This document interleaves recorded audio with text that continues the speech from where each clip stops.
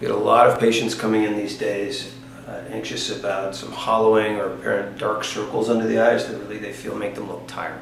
Yeah, so there's three main things that we talk about, so we'll break each one of them down individually.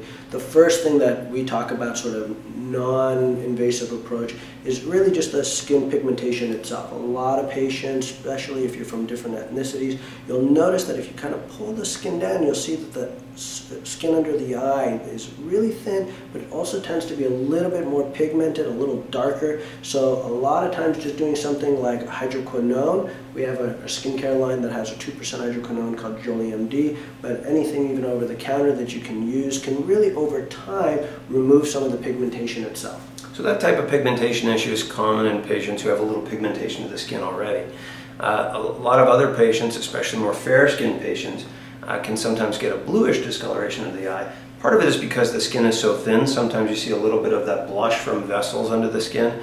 Part of it also is in patients who have allergy. If you have nasal allergies, that can often cause some vessel dilation around the eyes that can cause some discoloration. So it's important to talk to your doctor about getting allergies under control to help with that as well. And the final and last thing is really that hollowing under the eyes. So some patients come in and they actually really do have what's called a tear trough deformity. There's a hollowing under the eye. Oftentimes those patients have a lower orbital rim. The bone itself is a little bit lower. But if you're also really thin, sometimes you get this hollowing under the eyes. And because of that, there's a shadow that's there, and that causes that hollow, dark circle look.